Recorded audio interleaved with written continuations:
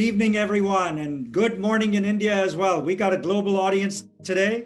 This is M.R. Rangaswamy, the founder of Indiaspora. Sanjeev Joshipura here, Executive Director of Indiaspora. Get your Red Bulls, your coffees, your rum and cokes, whatever keeps you awake, and join us for the next 4 hours. This year, Indiaspora is proud to say that we had 200 to 300 people in our community run for office.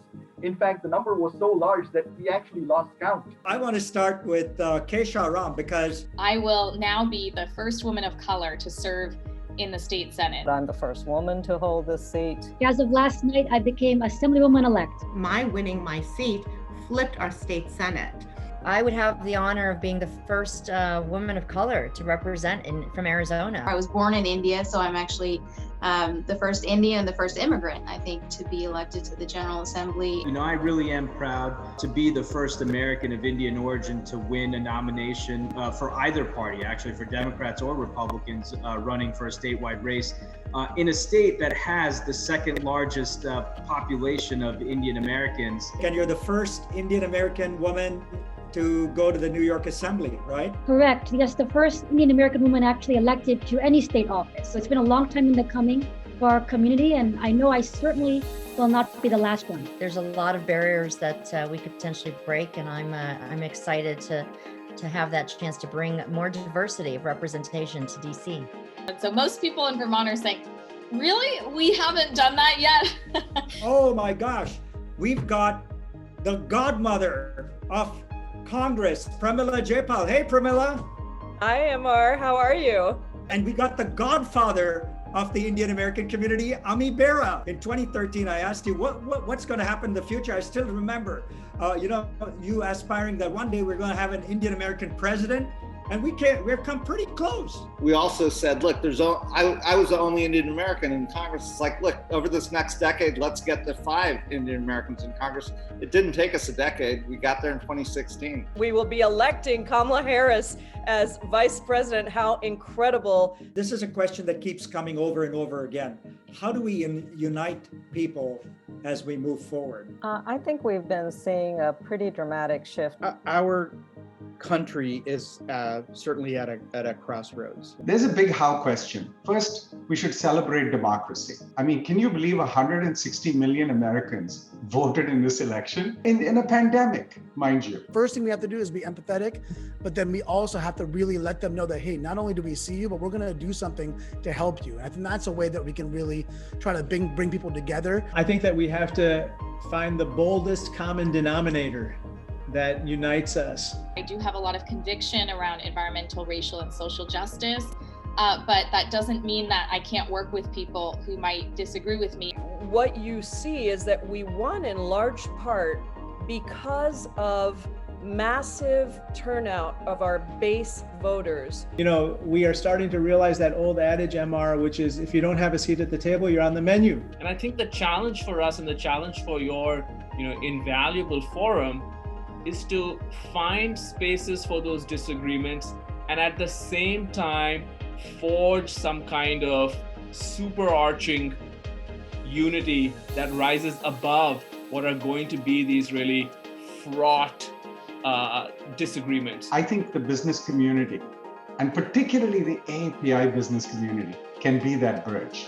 I've actually started to dream that a little bit, saying, what if we had a bipartisan forum that focuses only on what the solutions are to reskill America's labor? We've got to be able to put money in people's pockets. We've got to be able to help them see that their life is better. And we've got to keep our young people and folks of color with us because we need that turnout. If we took America's economy and greened it, what could business, and particularly our businesses, do to encourage that and create jobs at living wages? To diplomacy between US and India, what's your take on what's going on with the elections? I think at least from the viewpoint of US-India relations, we are generally in a good place.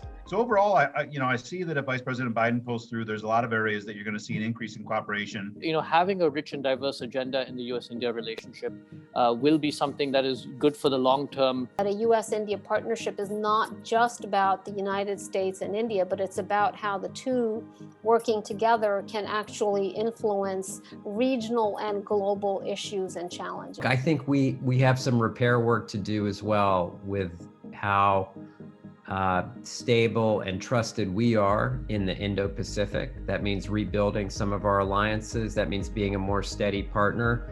200 to 300 Indian Americans are running for various forms of office. When I ran, I was in the first wave of Indian Americans elected. When I got elected now a billion years ago in 2006, there were 5 of us in state legislatures elected. That's it. There is a reluctance to participate among South Asians, many of whom are naturalized. And so we focus on registration.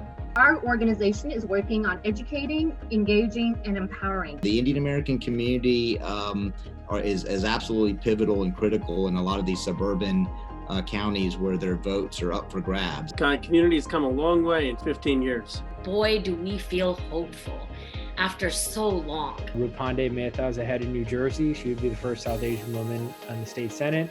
Pennsylvania, Nikhil Saval is going to be the first Indian American in the history of the state who's going to be elected.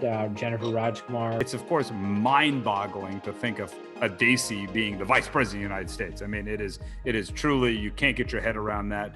And I didn't realize how emotional I would be to see somebody nominated to that position. I'm equally excited, sometimes not more excited, by down ballot city council people, by the county clerk, by the state legislators. With Senator Harris being on the ticket, it kind of was a shot in the arm for, I think, our whole community. And we have so many great down ballot candidates for us to see our story as Indian Americans told through her story being told. And I think we all relate to that. And folks who watched the DNC and heard her, talk about her chithis or many of these examples that we never thought we'd hear from our national leaders. I think we all have to be careful about not becoming transactional, because we all do this work because we care so deeply about our country and the direction, and that's why we invest. Because we sort of do checkbox exercises of, did we get this? Have we gotten enough seats on this? Did we win this? And to Seema's point, it becomes transactional, but this is about public service. That's what this country is about. That's what working in government is about. But I think these things come as people, as you start to be seen as a community. And I think that is definitely happening with our community. So many different, barriers being broken by so many different Indian American candidates and elected officials. And it's just a privilege for, me to be a part of that.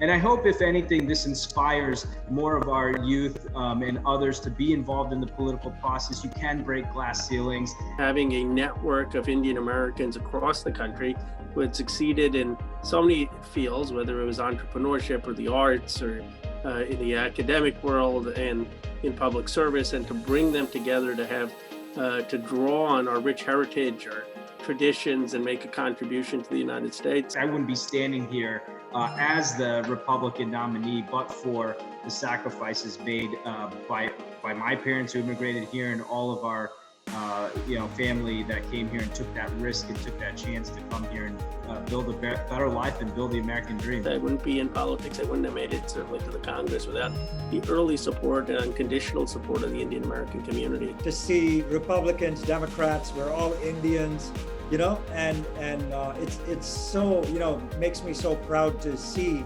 4 hours of programming. I think we had 30 plus people, all the way from congressionals to newly electeds to everybody else. We started at 4 hours and 5 minutes ago. So for an Indian program, ending just 5 minutes late is remarkable. Yeah. So we'll sign off now, and goodbye, everyone.